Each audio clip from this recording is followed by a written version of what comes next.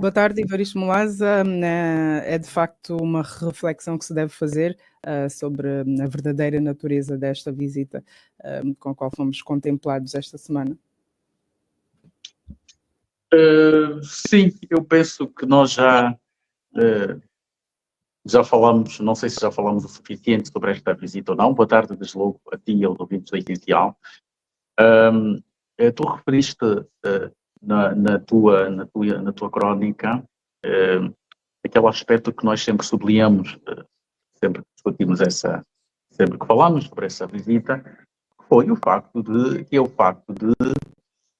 independentemente de qualquer coisa que se possa analisar, esta visita tem aspectos positivos, bem aspectos positivos.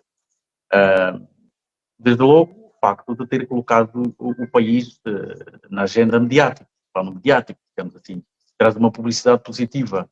Já tivemos a oportunidade de referir isso também em outras ocasiões.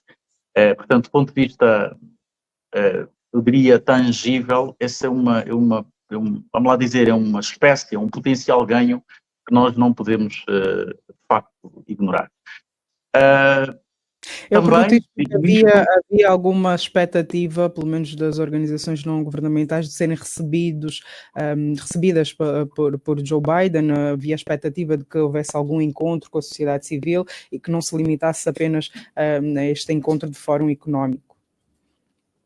Eu julgo que, porventura, é muito provável que tenha havido, eventualmente, alguma influência, julgo eu, do governo angolano na definição da agenda, porque, independentemente da visita de Biden ter sido, sobretudo por definição, uma visita para cumprir uma agenda americana, como é evidente, eu não quero descartar a hipótese de eventualmente ter havido aqui alguma influência do governo angolano na definição da agenda, de modo a que estas pretensões não fossem atendidas, não é? Nomeadamente a possibilidade de encontros com entidades da sociedade civil, ou com líderes da oposição, nomeadamente, que pudessem dar uma outra perspectiva do país. É algo a que os Estados Unidos teriam a uma agenda paralela de Angola? Se não percebi a pergunta, peço desculpa. Se acreditas que é algo que os Estados Unidos se submeteriam a uma agenda paralela de Angola? Repara, não é necessariamente uma questão de submeter. Eu acho que não podemos ver necessariamente as coisas neste plano. Não é? É evidente que, repito, a visita de Biden vem cumprir, acima de tudo, uma agenda americana, mas teve de haver, naturalmente, algum espaço de alguma negociação. Eu não diria propriamente submeter-se, mas, porventura, houve aí um espaço de alguma negociação na definição da agenda, o que terá permitido alguma influência, digamos assim, do governo angolano, de modo a que estas pretensões não fossem atendidas. E vamos ser muito diretos, objetivos. Considerando aquilo que era o propósito essencial da agenda, também não era muito difícil para os americanos cederem a uma eventual exigência destas, porque efetivamente, repito, esta visita era para cumprir uma agenda americana, é uma visita essencialmente focada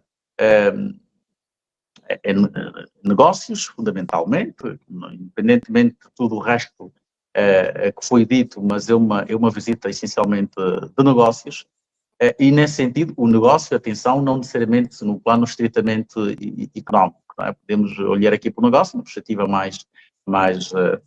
digamos, mais lata, não é? Nomeadamente aquelas considerações que foram feitas no plano, por exemplo, da defesa e segurança e etc. Portanto, eu diria que, tendo em conta aquilo que são os interesses que estão claramente identificados dos Estados Unidos na visita de Joe Biden, eu compreendo que talvez não fosse tão difícil assim para os americanos cederem a uma eventual exigência destas, não é?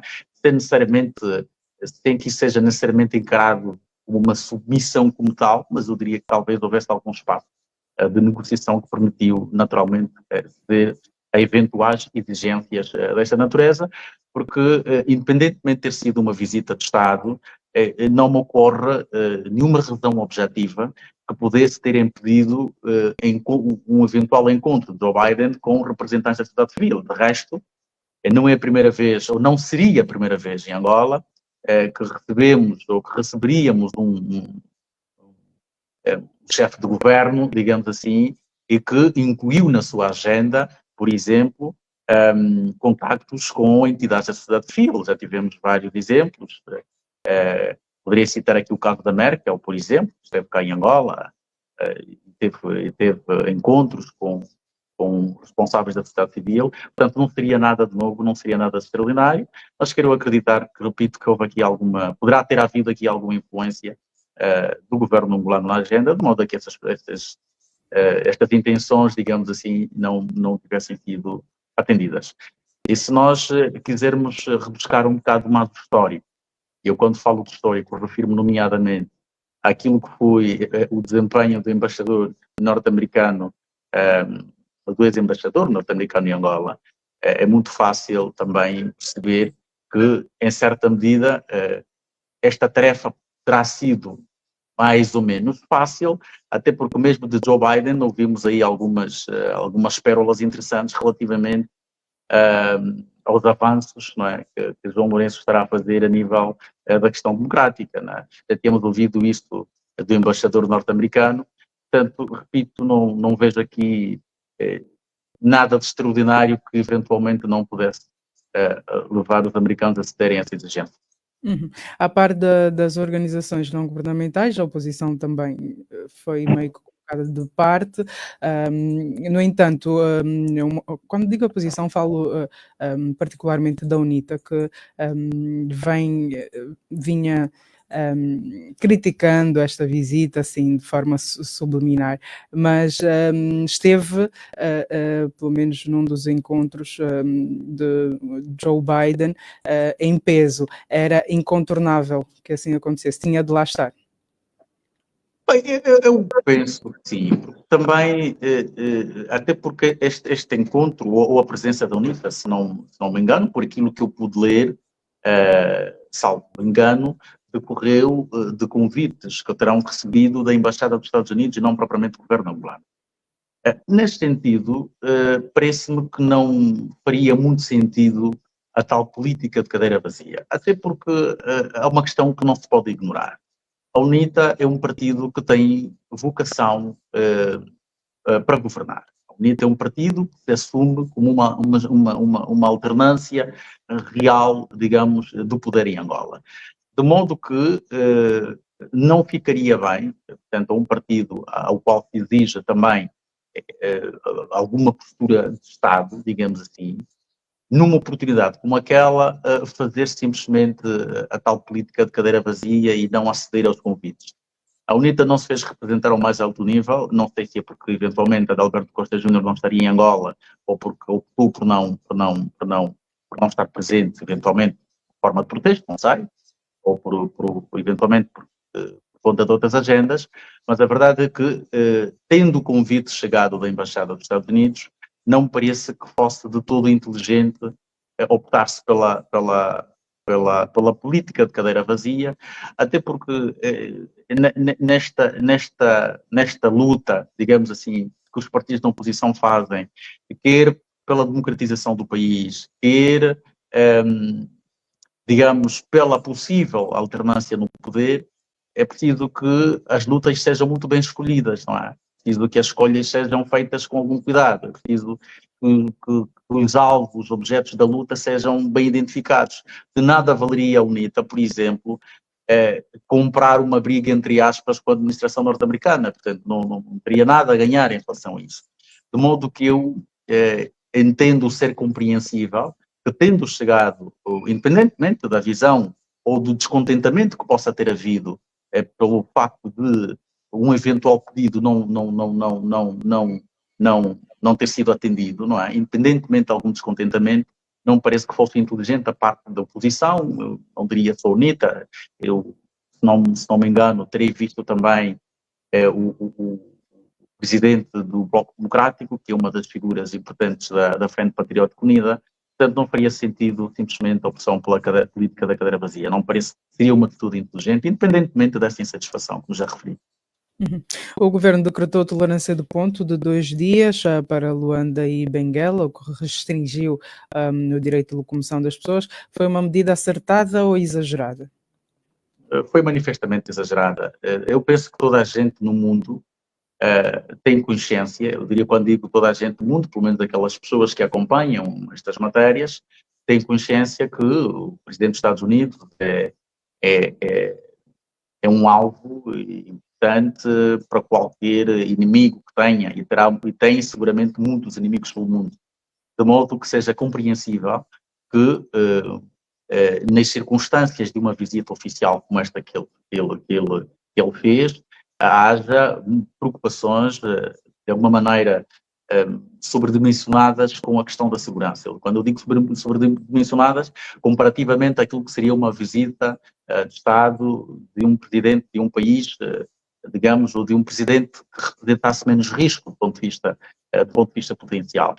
Mas, independentemente disto, eu quero acreditar que houve aqui exageros, porque teria sido possível, se nós nos servirmos aqui, olharmos aqui para situações comparadas, essa não é a primeira vez que um presidente americano sai dos Estados Unidos. Não é?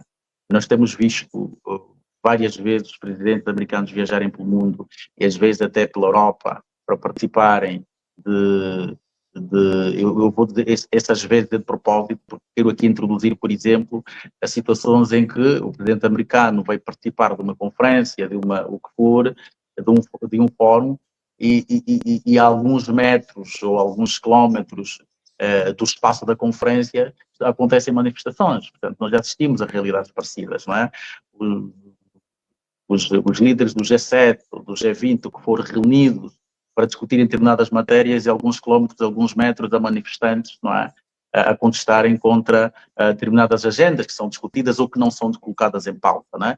Portanto, o que aconteceu em Angola foi, na minha opinião, manifestamente exagerado, porque, repito, e eu estou a dizer isso porque temos bases comparativas para o fazer, não temos, pelo menos digamos, nesta realidade mais moderna, neste mundo que temos hoje, do século XXI, não nos ocorre, de facto, visitas que o Presidente dos Estados Unidos tenha feito.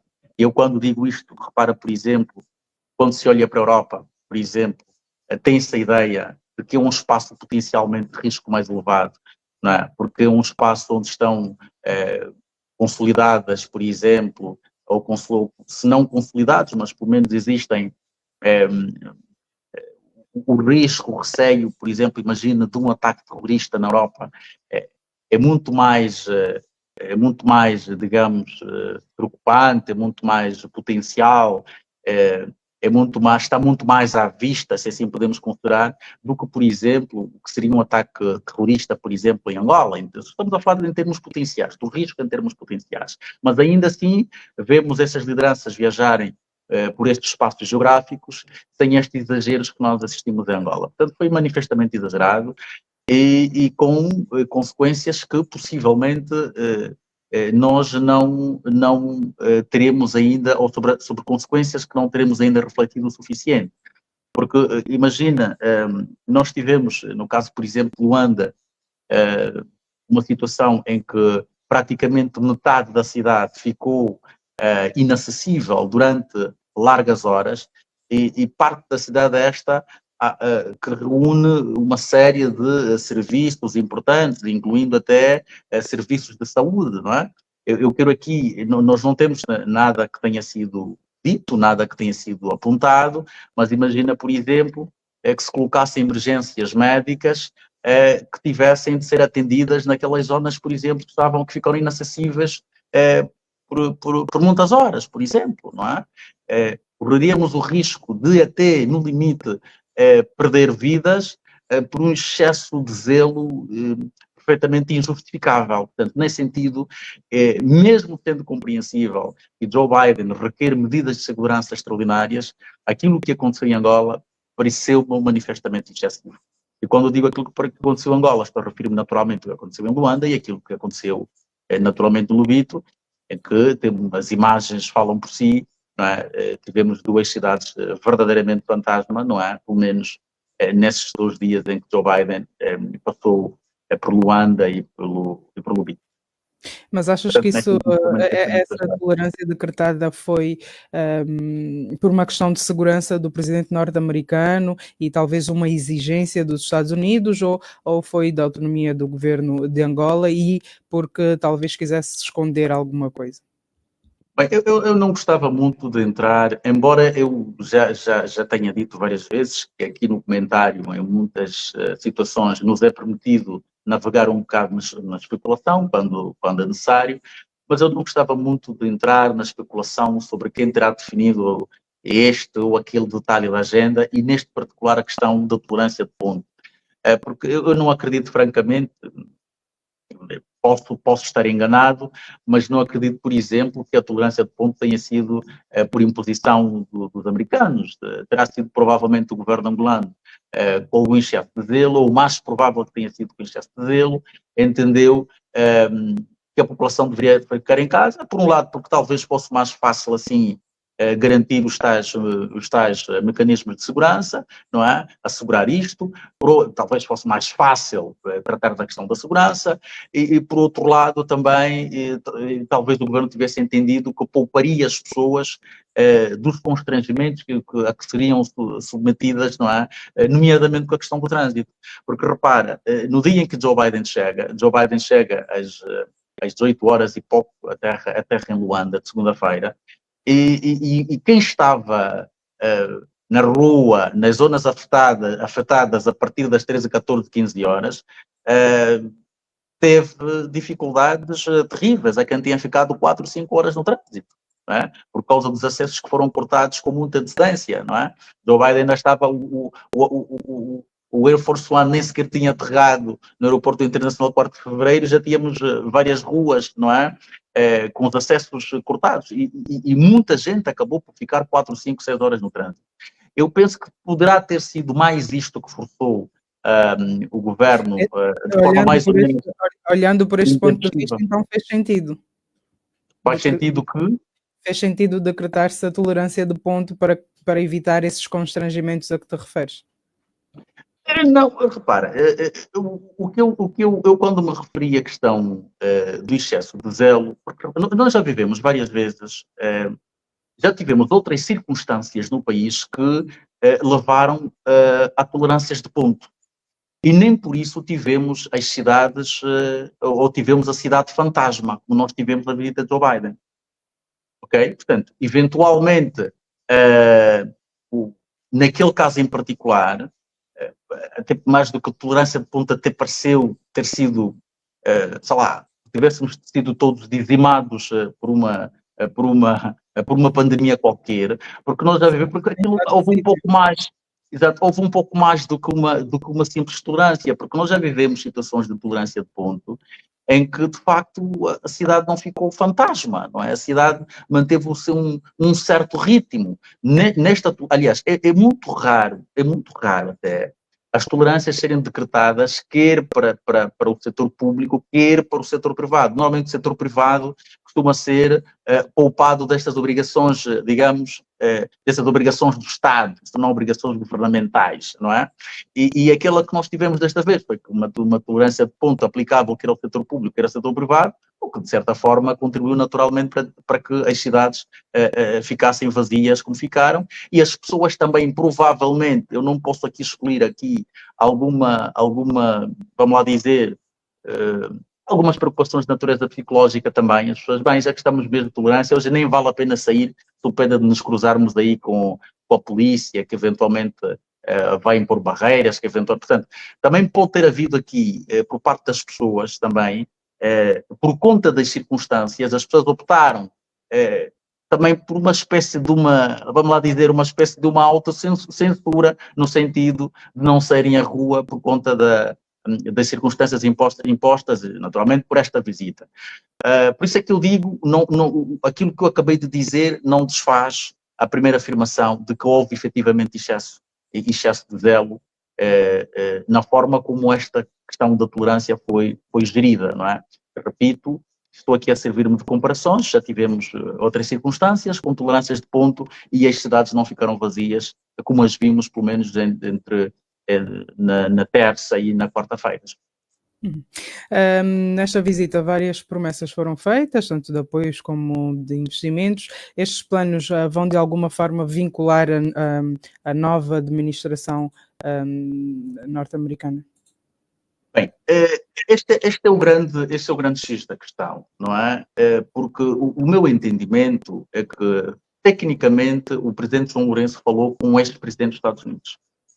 É preciso entendermos isto.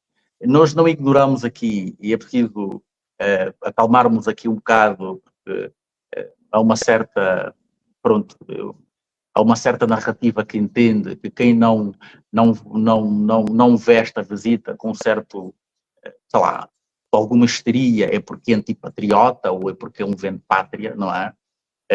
Eu penso que nós não podemos colocar ou pensar que esta visita não possa trazer rigorosamente nada de novo. Já referi que aqui há aspectos positivos que podem ser explorados, mas em relação ao futuro, o presidente João Lourenço tecnicamente falou com este presidente dos Estados Unidos. E este fator importante coloca aqui muitas incertezas em relação a tudo quanto foi feito até agora, não é? Se nós reproduzirmos, olharmos textualmente para aquilo que do presidente João Lourenço disse, ao dirigir-se a Joe Biden, fez uma série de pedidos, manifestou o desejo, por exemplo, de Angola reforçar aí a parceria do ponto de vista da cooperação no setor da defesa e de segurança, pedindo nomeadamente mais exercícios militares, acesso à formação, o reequipamento militar das Forças Armadas angolanas. Portanto, estes temas todos, não é? Olhados no pacote desta viragem diplomática que o João Lourenço faz, são temas que a partida ficam condicionados. Porque a questão da viragem diplomática não pode ser vista só, não se esgota na questão do corredor do Lobito. O presidente João Lourenço tem várias outras preocupações no quadro desta viragem que ele faz, não é? E há aqui alguns elementos dessa agenda que, se nós pensarmos, por exemplo, que o corredor do Lobito é um não assunto, porque qualquer administração americana, em princípio, deve adotar o corredor do Lobito, no plano desta disputa que nós sabemos, pelo controle dos canais de transporte dos recursos críticos, não é? Os minerais críticos. Portanto, no quadro dessa luta com a China, queremos nós acreditar que a questão do corredor do Lobito para os Estados Unidos é um interesse que transcende qualquer administração, mas os outros temas já não serão necessariamente assim, não é?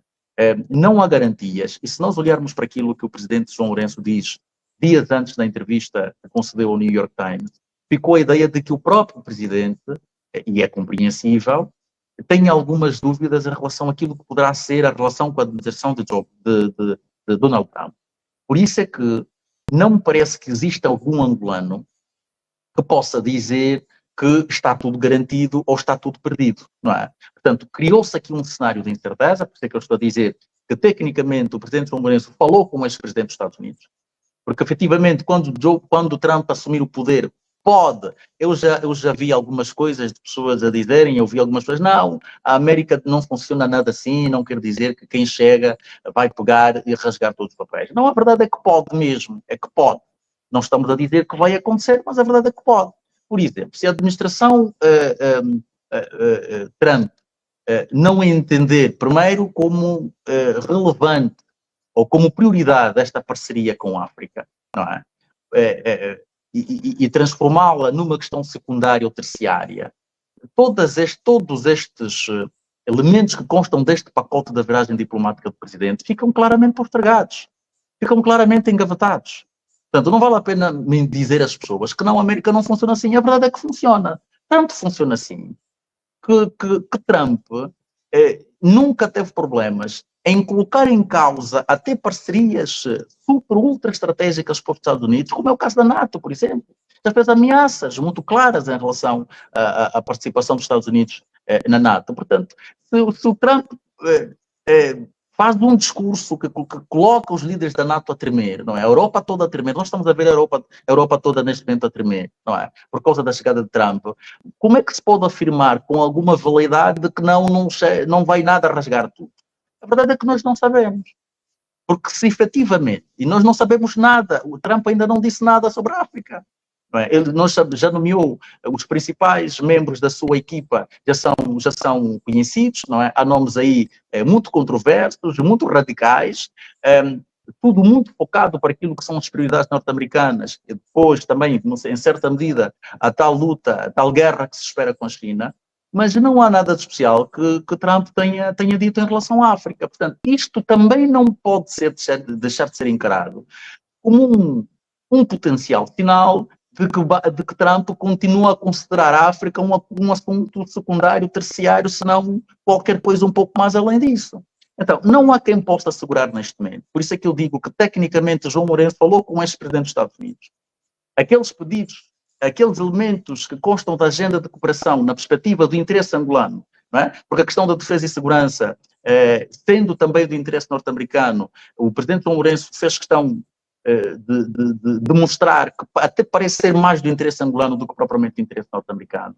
Não é? Porque o presidente vai mais longe e quer inclusivamente o reequipamento das Forças Armadas. Portanto, ninguém pode dizer que tudo isto está garantido ou tudo isto não está. A verdade é que isso pode ser mesmo descontinuado. Por isso é que, compreendendo naturalmente as valências que essa visita agrega, nós temos de ser claros. Esta viragem que o presidente João Lourenço faz está agora num ponto claramente de incerteza, e o presidente sabe disso. Portanto, toda essa narrativa triunfalista de que agora, quando o presidente diz, olha, a partir de agora tenho a certeza de que as nossas relações, isso não é verdade. Trump pode ignorar tudo isso. Porque ao contrário de temas, como disse há bocado, como o corredor de Lobito, que é um tema transcendental, a questão das opções no plano diplomático varia o mesmo de presidente para presidente. Olha, repara que o presidente Joe Biden, quando da visita do presidente João Lourenço aos Estados Unidos, quando o recebeu, o Joe Biden disse que Angola era o país mais importante para a África, certo? Esteve cá em África, voltou a repisar mais ou menos a mesma coisa. Mas esta é a visão do presidente Joe Biden. Não será necessariamente a visão do presidente Donald Trump. E a administração Trump vai tratar da agenda africana conforme for priorizada ou não pelo presidente Donald Trump. Portanto, não há certezas. O que nós temos neste momento, na verdade, é uma viragem diplomática que não fica concluída, que está condicionada, que está agora num plano de incerteza, se de facto tudo isto vai valer, vai funcionar para alguma coisa, ou parte significativa dessa agenda vai para a frente ou não vai. Eu disse há bocado que Joe Biden dizia que a África era o país mais importante, mas o presidente que foi recebido nos últimos 16 anos, salvo erro, como chefe de Estado em visita oficial aos Estados Unidos, foi o presidente do Quênia, William Ruto, que foi recebido no princípio deste ano. E foi o primeiro parceiro africano a quem Joe Biden prometeu transformar. Não foi a tempo, provavelmente não vai a tempo, mas quis fazer do Quênia o parceiro dos Estados Unidos mais importante fora da NATO na África subsaariana, não Angola. Esta promessa foi feita pelo presidente dos Estados Unidos ao único presidente que ele recebeu em visita oficial, que foi o presidente queniano. Isso de alguma forma deixa cair esse discurso de Joe Biden? Eu quero dizer que esta coisa de que Angola é o país mais importante, claro que Angola é um país importante, não se pode dizer isso, sobretudo neste quadro agora desta redefinição destas lutas geoestratégicas e geopolíticas. Claramente que Angola é um país importante para os Estados Unidos, mas é evidente que este discurso de ser o mais importante também tem um certo floreado, não é?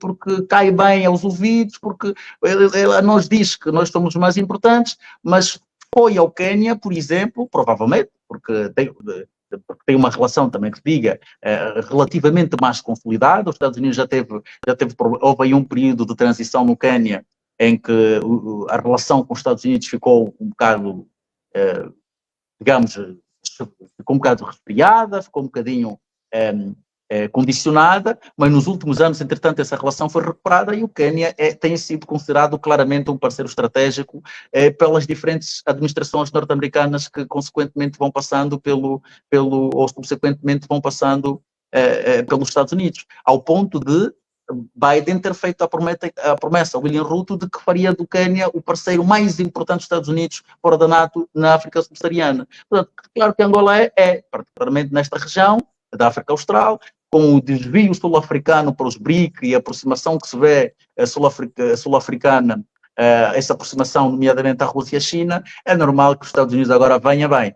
Neste lado, vamos pegar Angola, porque Angola, efetivamente, aqui na região, vai ser o nosso parceiro. Agora, tudo isto, repito, faz parte de opções de diplomacia, e não só, obviamente, também há questões aqui de segurança também, mas são sobretudo opções de diplomacia que uma outra administração pode descontinuar. Portanto, não podemos vender aqui ilusões às pessoas de que está tudo assegurado, porque vai-se partir tudo, porque não se vai partir tudo.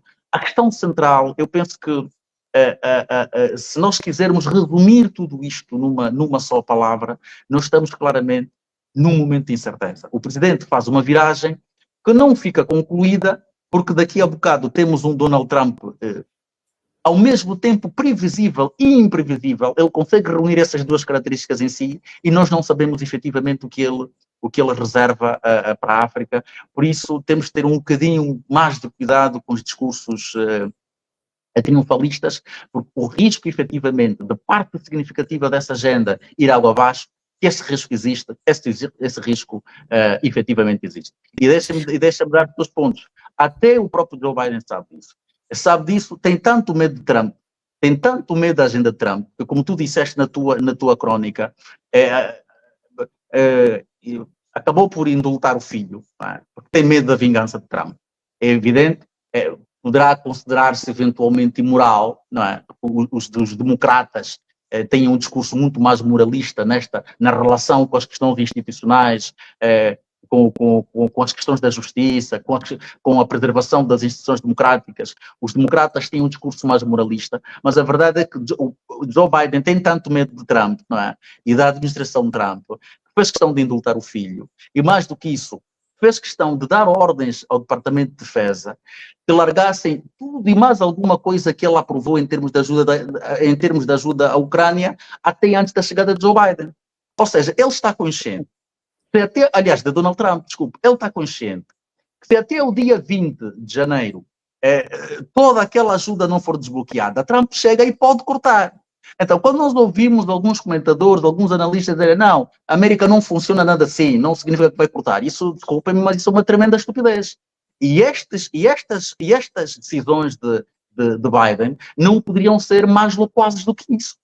Biden está tão preocupado que repara que a porta da saída é que ele decidiu autorizar, por exemplo, que os ucranianos usassem os tais mísseis que foi proibindo ao longo de toda a guerra. Quer dizer, o homem à porta da saída diz, agora vamos com tudo, vamos queimar o mundo. Lança lá as bombas, mandem tudo quanto é armamento, o meu filho não pode ficar das mãos deste fulano. Ou seja, tudo isto nos leva a acreditar que o que nós temos hoje em Angola, no quadro do esforço que o Presidente angolano faz, é uma grande incógnita.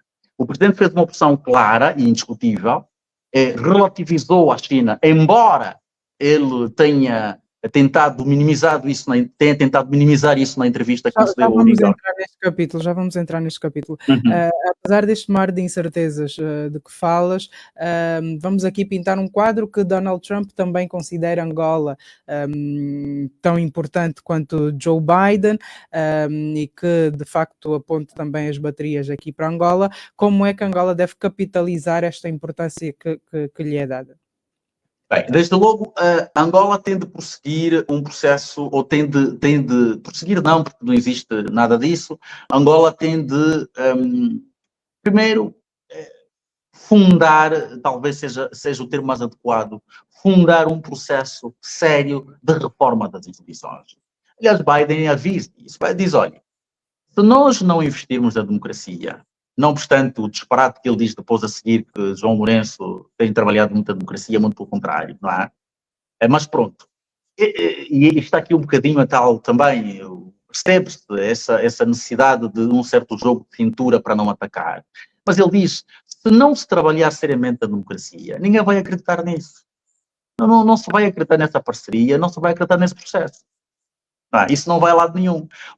E ele, quando diz isso, está a referir-se naturalmente aos Estados Unidos, à administração norte-americana, está a referir-se naturalmente aos investidores norte-americanos, não é? Que precisam de garantir, porque os países democráticos são tipicamente, ou são potencialmente mais estáveis. Has de dizer, não, podem acontecer, sim, podem. As democracias também têm os seus próprios riscos, não é? Mas em termos potenciais, os países democráticos são mais estáveis. E são mais estáveis para tudo. Até para quem quer investir. São mais estáveis porque tendem a criar instituições mais sérias e mais sólidas. E quando eu dizia que Angola há de precisar de fazer um processo, de fundar um processo de reformas, isto passa necessariamente por reformar naturalmente as instituições. Passará necessariamente por reformar a justiça. Porque, Sueli, não há investidor sério que vai investir em Angola com muito otimismo se nós não tivermos uma reforma, por exemplo, do setor da justiça. Que dos mais podres que nós temos do regime, não é, do sistema, está completamente apodrecido.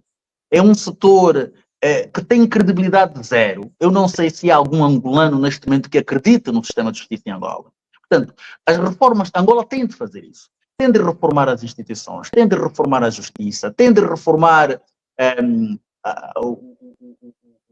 o seu próprio processo democrático, não é? Tem de fazer um esforço em torná-lo mais transparente, menos imprevisível, no sentido, obviamente, que eu dizia aqui há bocado, as democracias dão garantias de uma estabilidade, de modo a prevenir-se, por exemplo, situações como aquelas que nós estamos a assistir aí no nosso irmão Índico, tende a abrir verdadeiramente a economia, não é?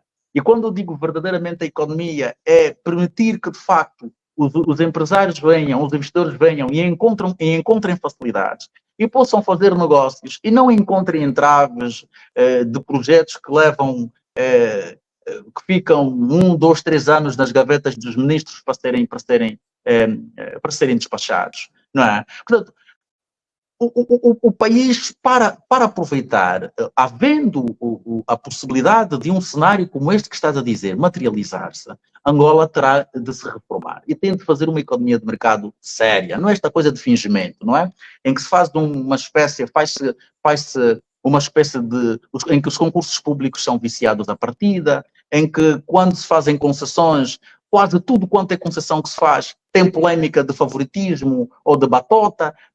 Repara que as concessões que foram sendo feitas, por exemplo, de desportos, todas estas concessões foram objeto de contestação pelas outras partes que concorreram. Portanto, é preciso que Angola se reforme, faça aqui uma reforma de 180 graus para, no fundo, ganhar essa tal confiança dos investidores. Porque aí não estaremos a falar só do investidor americano. Porque se o investidor norte-americano ganha confiança no mercado angolano, quase todos os outros ganham.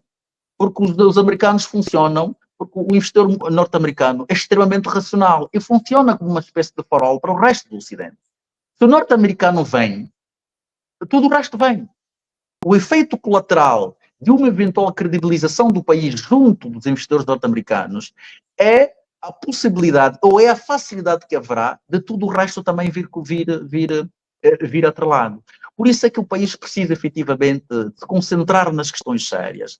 E nós temos estado aqui a vida toda normalmente mal entendidos, normalmente compreendidos como vende pátria, normalmente compreendidos como oposicionistas, mas nós estamos aqui constantemente a dizer que o país tem de dar este salto dos interesses, destas amarras dos interesses pessoais, né? do presidente que quer ficar a todo custo, do partido que quer ficar a todo custo, do fulano que pensa que é Deus, do SOBA, quer dizer, o país tem porque senão não vai ser possível nós aproveitarmos no máximo das potencialidades estas possíveis oportunidades que podem surgir no quadro desta aproximação aos Estados Unidos, no pressuposto de que tudo isso dê certo, inclusivamente com a nova administração de Donald Trump.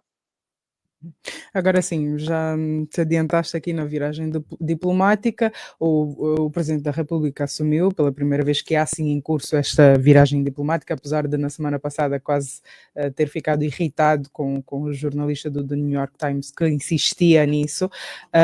Achas que João Lourenço sentiu-se obrigado perante os Estados Unidos a assumir esta questão da viragem diplomática?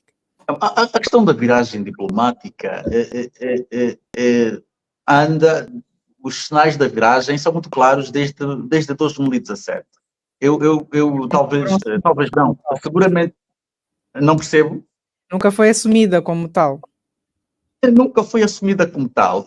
E o facto de, quer dizer, nunca foi assumida como tal, podemos colocar aqui algumas aspas, porque há muitas coisas que o Presidente já disse que poderiam ser interpretadas como tal. É evidente que usar a expressão como tal tem a sua relevância simbólica, mas mais do que aquilo que o Presidente possa dizer, são os atos, são as atitudes.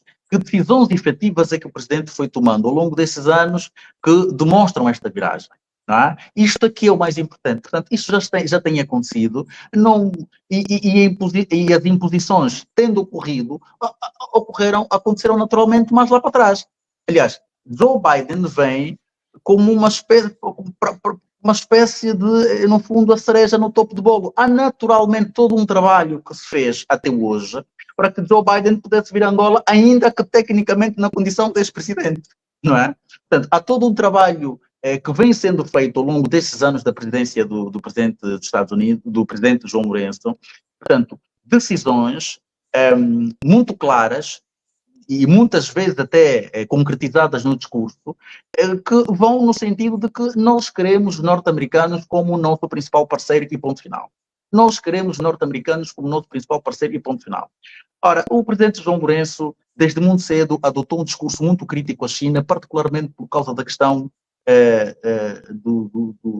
da tal política do colateral das matérias-primas para a cedência de crédito, da dívida, do financiamento. Não é? O Presidente assumiu um discurso crítico em relação a isso, que naturalmente não foi recebido com suficiente agrado pelos chineses. E no decurso de todos esses anos, houve várias outras situações. Eu quero lembrar a mais recente, que o Presidente decidiu não ir. Houve uma visita que ocorreu em março, salvo erro, que não correu bem, pelas informações de que o valor económico dispôs na altura e dispõe de várias fontes, quer de fontes governamentais, quer de fontes diplomáticas chinesas. Aquela visita não correu bem porque a China não cedeu aquilo que o governo angolano esperava, nomeadamente o presidente João Lourenço esperava que a China desse. Estamos aqui lembrados que o ministro de Estado para a Coordenação Económica, depois do regresso da China, deu 2 meses ou 3, salvo erro, para que os angolanos depois passassem a sentir os efeitos, não é, das negociações que ocorreram na China. Ora, eu penso que já terá passado 1 ano e até agora angolano nenhum viu efeito nenhum, não é? Teria sido muito interessante que o ministro agora viesse explicar onde é que param esses efeitos. Houve a tal reunião da China com os africanos, que aconteceu, salvo erro, há 2 meses. Nós dispomos de informações de alguma forma privilegiadas, é evidente, não confirmadas nem pelas autoridades angolanas, nem pelas autoridades chinesas, mas há alguns segmentos de inteligência e de algumas elites, sobretudo do lado chinês, que dizem que estão convencidos de que o presidente João Lourenço não foi à China por ordem dos americanos. Não é? Por ordem expressa dos americanos, porque já estava em perspectiva a vinda de Joe Biden a Angola. Ou seja, a questão da viragem decorre de de uma série de decisões e factos que nós fomos assistindo, até, como disse há bocado, muitas vezes corporizados no discurso, e não necessariamente aquilo que aconteceu na última segunda, terça e quarta-feiras, porque aquilo foi só, no fundo, o desfecho de todo um processo, de todo um trabalho que vem sendo feito, que óbvio que também envolveu muito gasto público, ou envolveu muita despesa pública. De resto, é conhecido o contrato que o governo angolano rubricou com uma agência de lobby norte-americana, que por sua vez subcontratou uma agência portuguesa que tem recebido a maior parte dos fundos que o governo angolano paga esta lobista norte-americana. Portanto, um negócio muito esquisito, mas pronto, é o que é, os dados são públicos, qualquer um pode fazer, sei lá, uma micro pesquisa, encontra essa informação. Portanto, foi contratado uma lobista que, por sua vez, subcontratou uma empresa portuguesa que tem recebido uma parte dos fundos pagos pelo governo angolano. Portanto, há todo um trabalho que vem sendo feito já há algum tempo, que envolveu naturalmente negociações, que envolveu naturalmente muita conversa e que envolveu também, e acima de tudo, muito dinheiro. Portanto, no fundo, é isto. A viragem não pode ser resumida só no facto de João Lourenço, ou seja, Joe Biden ter aterrado aqui na segunda-feira, e no facto de o presidente João Lourenço ter enterrado na perspectiva dele e de forma definitiva o passado de Guerra Fria, não é? Das contradições ou das incompreensões, não é? Herdadas da Guerra Fria na relação entre Angola e os Estados Unidos. Os chineses e os russos agora provavelmente sentirão os seus interesses ainda mais beliscados. Ou nem por isso? Bem, assim, primeiro é preciso nós percebermos o seguinte. Reafirmar mais uma vez de que a China não tem investimento direto aqui palpável, funciona mais na questão de financiamento. Então meio que também cutucou mais uma vez a China. Sim, mas repara, lá está, e isto só reforça aquilo que estamos aqui a dizer sobre o conjunto de sinais, não é? Que, pronto, vêm demonstrando a tal questão da viragem e muitas vezes também sinais corporizados no tal discurso.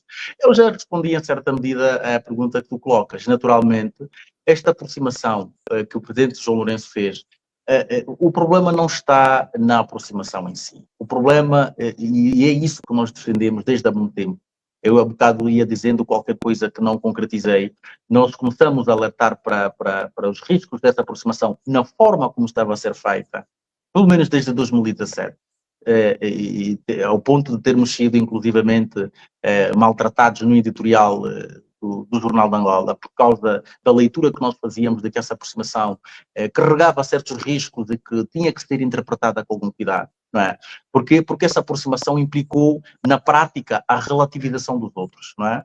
E o nosso entendimento não quer dizer necessariamente que reclamemos aqui o património da razão, ou a exclusividade da razão, não é nada disso, mas a nossa opinião, pelo menos, é que esta aproximação devia ter sido feita, do ponto de vista diplomático, do ponto de vista político, com um certo cuidado, sem que isso comprometesse necessariamente a relação que já existe estabelecida com os outros, na forma como foi comprometida, até no discurso político, não é? Até no discurso político. Portanto, nesse sentido, é compreensível que os chineses, sobretudo os chineses que têm, e os russos, naturalmente, por razões históricas, se tenham sentido, de certa forma, tocados nos seus interesses e provavelmente pensem que, doravante, caso toda esta salada que foi feita se tenha efeitos, não é? Sejam eventualmente marginalizados, não é? Face a relação de Angola com os Estados Unidos. Portanto, é normal que exista alguma frieza, é normal que exista, sei lá, eu não diria decepção, porque as relações entre países são mesmo feitas assim, na base dos interesses, e cada um defende os seus interesses na forma como os entende ser a melhor forma de o fazer. O presidente João Lourenço tem legitimidade, enquanto presidente da República e titular do Poder Executivo, para orientar a política externa do país. Se ele entende que esta aproximação tem de ser feita como está a ser feita, vamos esperar naturalmente que o futuro lhe dê razão, porque queremos acreditar que o Presidente, independentemente das suas ambições pessoais, queremos acreditar que ele também entende que essa aproximação pode ser positiva para o país, e vamos esperar que, efetivamente, no fim de contas, ele tenha razão. Mas, repito, o quadro que nós temos agora é um quadro preocupante, porque tendo o governo angolano relativizado a importância, sobretudo da China, não é? Que relativiza a importância da China de forma, eu diria, pronto, de forma pouco cuidada. E agora, com o risco de esbarrar contra uma parede, não é?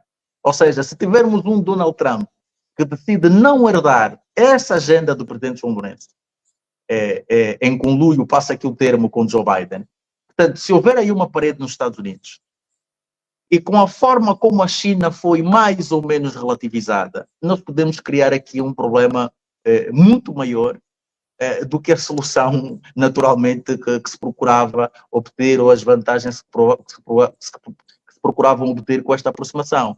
Porque se houver uma parede nos Estados Unidos, quando eu digo uma parede, é no sentido de que Trump não cumpre esta agenda na forma, nas expectativas do presidente João Lourenço, nós podemos ter aqui uma situação um pouco mais difícil, porque a tal relação com os Estados Unidos não se consolida, a tal viragem não se consolida, não se consuma como é desejo do presidente João Lourenço, e por outro lado temos outro gigante, de certo modo, chateado connosco, e aí a situação fica de certo modo mais difícil, num contexto que eu quero lembrar de dificuldades extremas, não é? Num contexto em que o país precisa efetivamente de muito investimento, porque nós, a salvação, se assim se pode dizer do ponto de vista económico, a nossa salvação, de facto, há de passar por garantirmos aqui maciço investimento direto estrangeiro.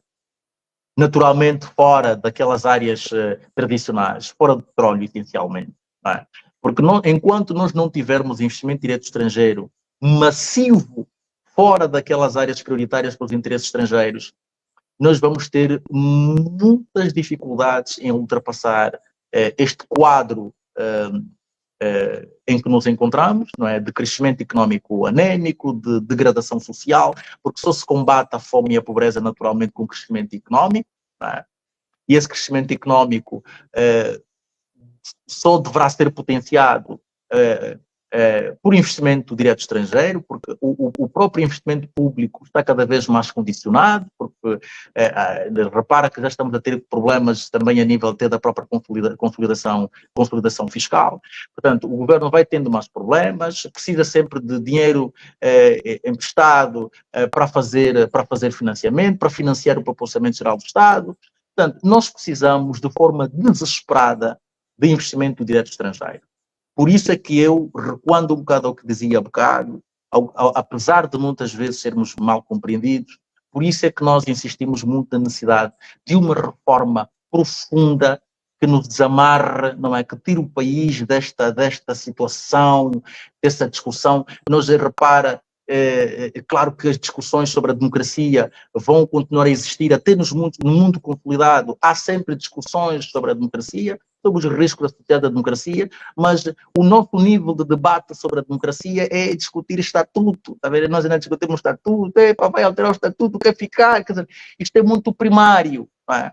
Para aquilo que é a dimensão do país, para aquilo que são as ambições do país, para aquilo, quer dizer, é muito primário nós estarmos num estágio de desenvolvimento do processo democrático em que estamos a discutir o estatuto, quer dizer, o tema central da política do país é o estatuto do MPLA que o presidente quer mexer. Quer dizer, isto não nos engrandece, isto só nos envergonha, coloca-nos no fundo da tabela e não ajuda, e são práticas contraditórias em relação àquilo que se pretende, que é a tal história do desenvolvimento. Não é? Portanto, nós temos que reformar o país, as pessoas têm de entender, o poder tem de entender, o governo tem de entender, o presidente João Lourenço tem de entender, mesmo nos seus 2 anos e meio ou 3 que lhe sobram, tem de entender que a saída crítica para o país, se quer deixar um legado efetivo, é importante que ele inicie um processo profundo de refundação do país, sobretudo no plano das instituições, no plano da sua democratização. E, atenção, Biden também lhe disse, as pessoas só vão acreditar nisso se virem que realmente Angola está a marcar passos também no processo democrático, senão as pessoas vão entender que isso tudo é uma grande mentira e o risco político do país estará sempre aí a assombrar o investimento privado e particularmente o investimento estrangeiro. Já que falas do MPLA, vamos avançar para outro tema que tem mesmo a ver com o partido. O MPLA completa no dia 10 68 anos de existência e, para comemorar, realiza amanhã uma marcha denominada Marcha dos Milhões. Em quase meio século de poder, quais foram os acertos e os erros do MPLA? Bem, é evidente que é muito ingrato num espaço destes sei lá, resumirmos os acertos e os fracassos, não é? Mas vamos lá, não vamos fugir a questão e vamos tentar ser telegráficos, não é? O principal fracasso do MPLA, eu aponto 2 principais fracassos. É a incapacidade que teve até hoje de colocar o país num patamar mais avançado em termos socioeconómicos e políticos. Este é o principal fracasso, não é? A pobreza, a miséria em que o povo angolano continua mergulhado é claramente o principal fracasso da governação do MPLA. É evidente que este fracasso está associado a questões estruturantes muito sérias. Não é? Está associado ao apego ao poder, nomeadamente. Porque é este apego ao poder que também atrasou a aceleração de instituições fortes, sólidas no país, sérias, impessoais, não é? Que não trabalhem em nome do senhor presidente, que não trabalhem em nome do senhor administrador, ou do senhor governador, ou do senhor ministro, o que for. Portanto, eu penso que este é o principal fracasso. É a pobreza extrema generalizada, não é? E a incapacidade que o MPLA... Eu digo isso em relação à sua gestão do país. Não é? É a pobreza e a incapacidade que o MPLA teve de democratizar o país. Portanto, na minha opinião, são os 2 principais fracassos envolvidos todo esse período de governação e de existência, até se nós assim podemos considerar, do MPLA.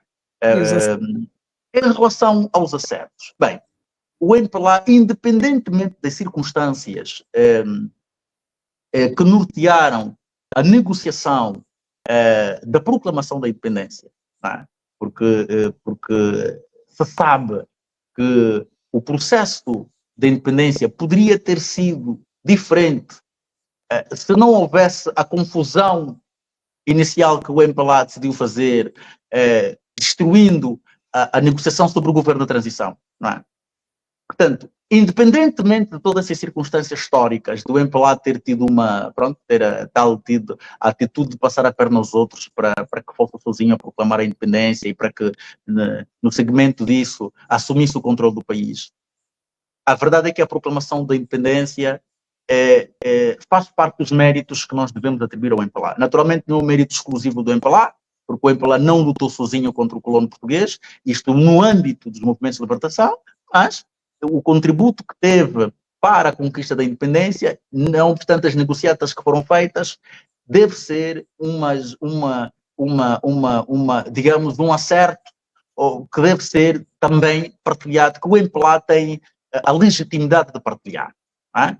É verdade que a independência foi mal conquistada, porque na sequência da independência entramos em guerra, mas ninguém coloca em causa a importância da independência. Nesse sentido, partilha o mérito com os demais que lutaram.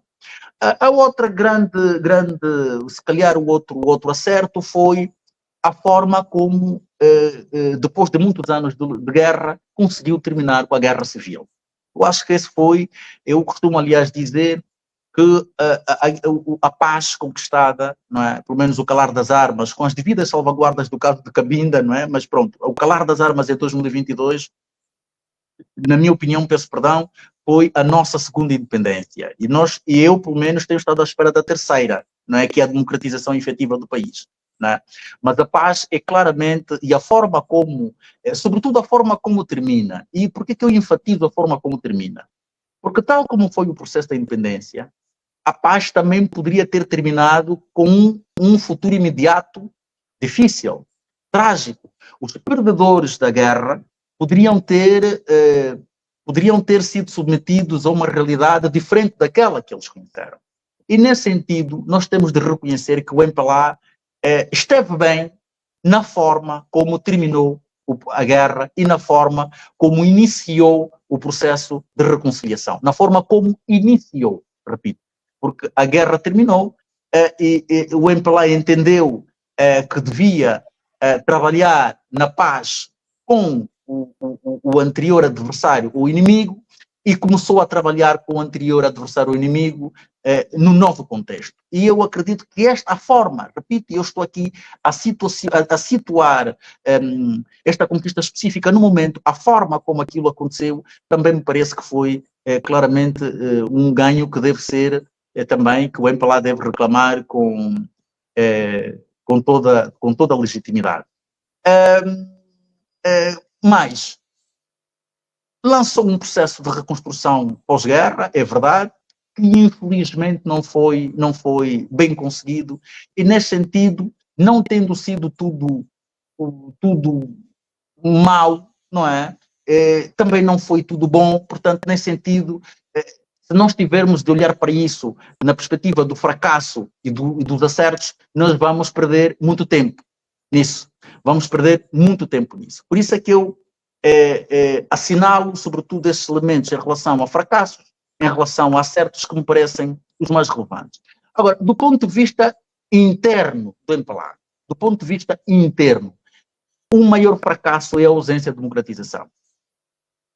O facto do MPLA até agora não ter conseguido transformar-se num país internamente, nem interna nem externa, porque depois a sua ação no Estado ou na governação também não corporiza atitudes democráticas, não é? Mas, olhando exclusivamente entre muros, o facto do MPLA não ter conseguido até agora democratizar-se internamente, eu julgo ser o maior fracasso do MPLA. Internamente, a falta de democratização é o maior fracasso do MPLA, na minha opinião. Se eu te pedisse para caracterizar o MPLA, como é que caracterizarias?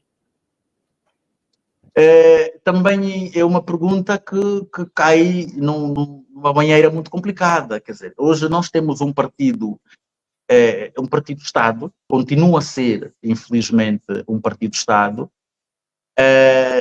e que tem duas agendas essenciais. E se me queres que eu seja direto e objetivo, é assim que eu vou caracterizar. Portanto, caracteriza-se como um partido Estado com duas agendas essenciais: a manutenção do poder e o saque ao erário.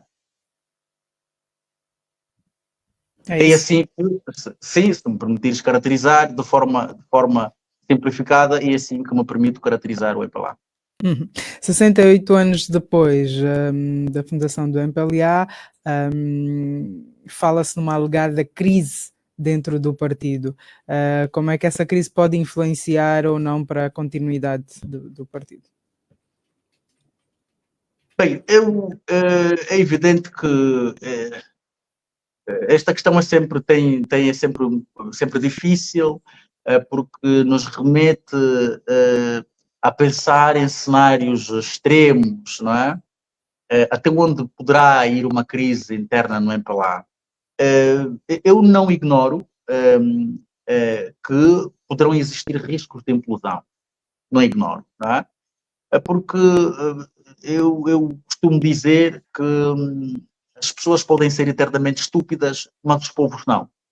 E estes povos, quando eu digo povo, ele também pode ser compreendido na perspectiva, numa micro-perspectiva enquanto organização. Mesmo os militantes do MPLA, não me parece que em relação a algumas matérias, quererão ser eternamente amordaçados. E quando eu digo eternamente amordaçados, tem a ver com o seguinte: é a forma, por exemplo, como são limitados no exercício de determinados direitos que o próprio partido lhes reserva, lhes garante, não é? Desde logo o acesso à liderança do partido. É a tal questão da democratização. Desde logo o acesso à liderança do partido. Até quando é que os militantes do MPLA vão continuar a aceitar que o acesso à liderança do partido é decidida praticamente, ou é decidido o acesso exclusivamente pelo presidente do partido? Até quando? Portanto, se a implosão vai acontecer agora, se não vai acontecer, se poderá acontecer amanhã, o risco existe. Porque tal como o povo angolano se tem fartado dia após dia com a desgovernação do MPLA, eu acredito que os militantes do MPLA também poderá chegar um dia em que se hão de fartar com o facto de verem muitos dos seus direitos cortados. Porque repara, porque nós temos aqui, no fundo temos aqui uma porque quando os direitos dos militantes do MPLA são condicionados a nível do MPLA, eles depois também são condicionados a nível do Estado. Porque se o presidente é que decide quem é o presidente do partido, se o presidente é que decide quem é que pode concorrer à chefia do Estado, na condição de militante do partido, se essa decisão é só do presidente, em termos práticos, embora os estatutos possam falar de birro político, comitê central, mas nós sabemos que isso é tudo treta, não é? É tudo treta, pelo menos enquanto o presidente tem poder. Pelo menos enquanto o presidente tem poder. Quando o presidente deixa de ter poder, não é bem treta. Nós vimos com a transição de José Eduardo Santos. O José Eduardo Santos perdeu o poder, os militantes ganharam força, rejeitaram decisões, estratégias e, sei lá, José Eduardo Santos, não é? Portanto, mas enquanto o presidente tem poder, ele é de facto a figura que decide quem é quem, não é? Portanto, quando os direitos dos militantes do MPLA são condicionados a nível do partido, automaticamente acabam de ser condicionados também a nível do próprio Estado. Porque se nós tivermos um militante do MPLA, por exemplo, com aspirações à presidência da República, que não seja apontado pelo presidente, eu diria assim, fazendo recurso à nossa forma de falar, esse militante vai morrer com o sonho dele. Não é? Vai morrer com o sonho dele. Portanto, neste sentido, eu quero acreditar que aquelas pessoas que têm alertado para os riscos de implosão não estão necessariamente a exagerar. Não é amanhã, não é depois da manhã, poderá ser algum dia, caso, repito, a liderança, ou como chamou há dias o escritor, eu penso que é o Fragata de Moraes, não é? Que disse o dirigismo, não é? Caso o dirigismo não mude.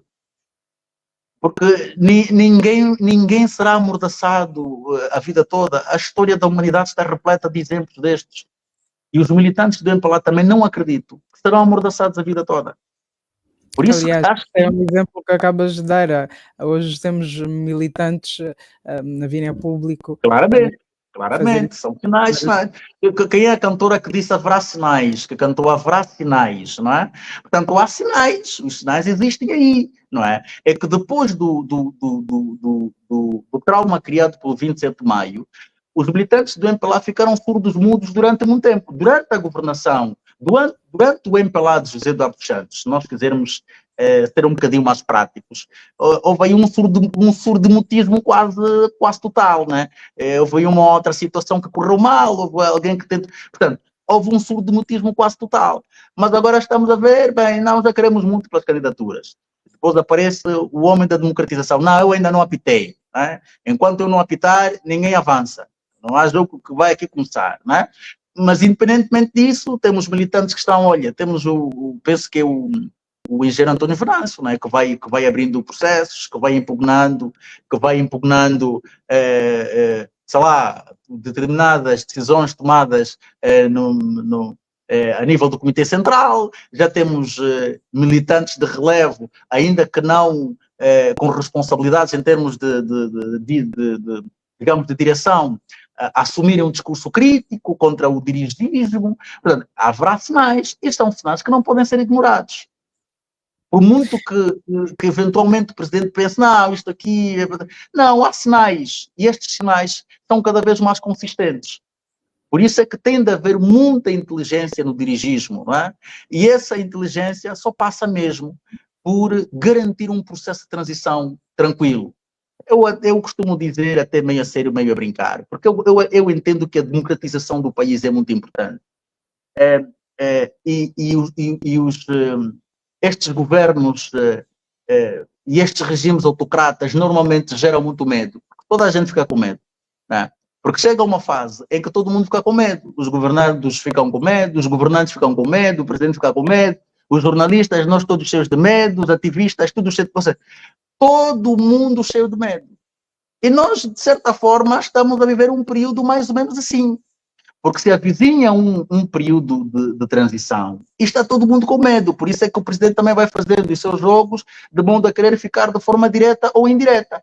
Então, que tal, não é? Se calhar fazermos uma espécie de lançarmos um abaixo-assinado, fazermos um abaixo-assinado, não é?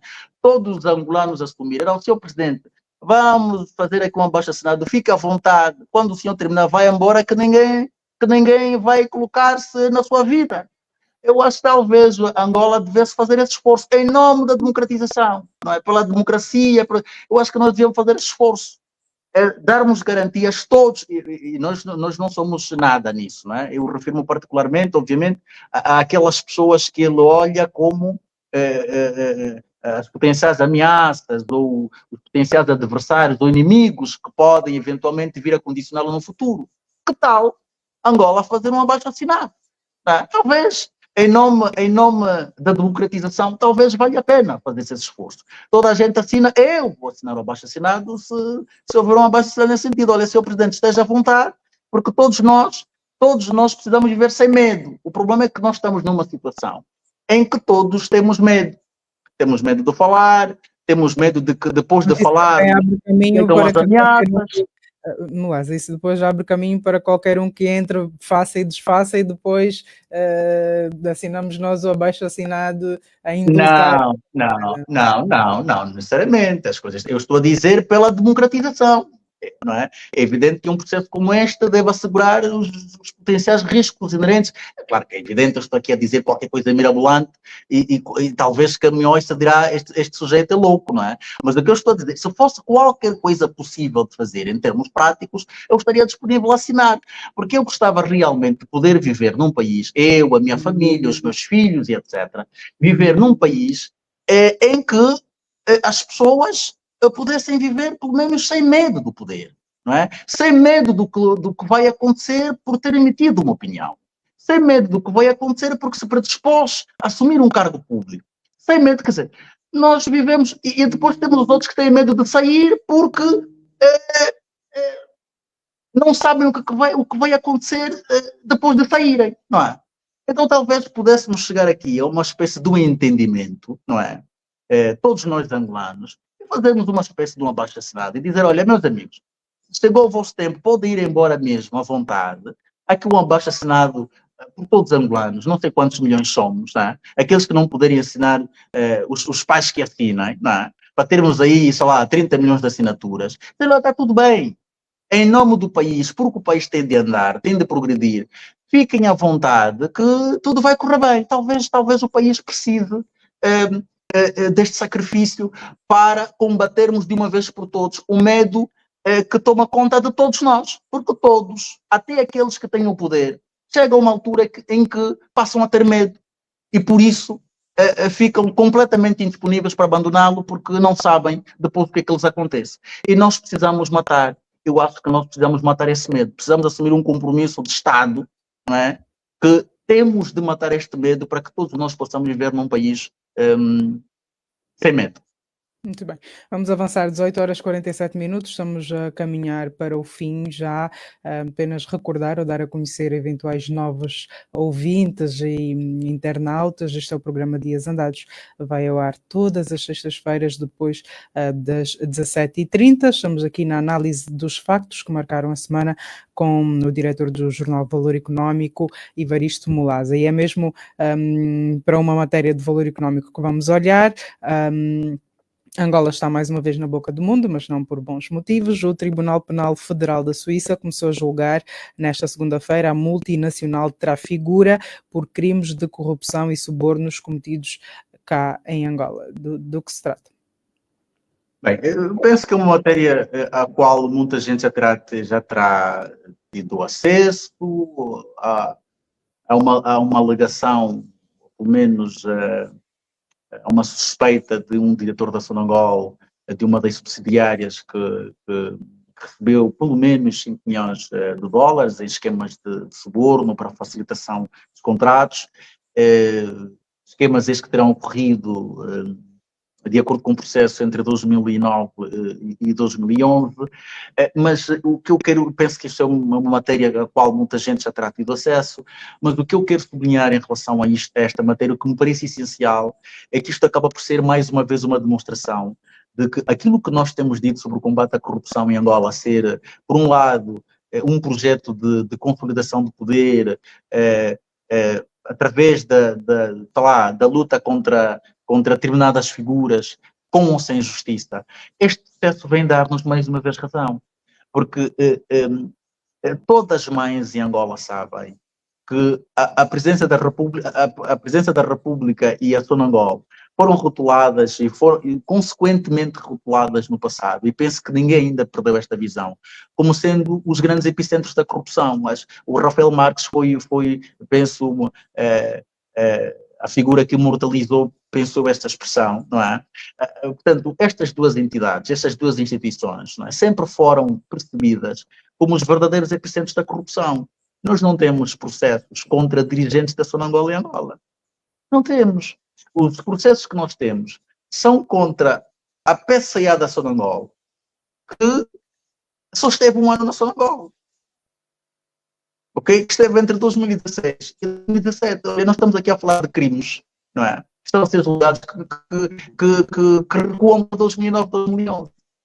Mas toda a gente tem mais ou menos ideia que tudo quanto é responsável pelo que passou por Sonangol ficou riquíssimo, enriqueceu, ficou multimilionário. Mas nós não temos processos. Não temos. Eu, pelo menos, não conheço. Não sei se alguém, talvez estejam, sei lá, em segredo de justiça, mas excluindo o que se sabe sobre a administração da Isabel dos Santos, que ficou um ano na Sonangol. Não se sabe mais nada. Não há nada sobre a Sonangol. Uma instituição que foi... Com este caso na Suíça, poderemos ver Paulo Gouveia Júnior? Não. Estas daquelas perguntas... Eu sei que tu não gostas muito de me ouvir a dizer não sei, mas a verdade é que eu não sei mesmo. Há coisas que eu não sei. Portanto, eu não sei se este caso na Suíça poderá servir de alguma coisa para que leve ou que vá espoletar alguma coisa qualquer em Angola. Agora, aquilo que eu sei e que toda a gente ouviu é que é um caso que está a ser tratado que os esquemas terão decorrido entre 2009 e 2011. E aquilo que eu sei também, e que todos os angolanos sabem, é que na Sonangol, ou da Sonangol, só nasceram processos contra a administração da Isabel dos Santos, que esteve um ano na Sonangol. Isto é aquilo que todos nós sabemos. Tudo o resto que aconteceu na Sonangol, de 2016 para trás, porque a Isabel dos Santos chegou a Sonangol, salvo erro, em junho ou julho de 2016. Tudo o que aconteceu de junho de 2016 para trás, é que a Sonangol foi provavelmente, na perspectiva da justiça e do poder angolanos, foi provavelmente a instituição mais transparente do mundo, não é? De tal sorte que, de repente, apareceu uma administração que em um ano,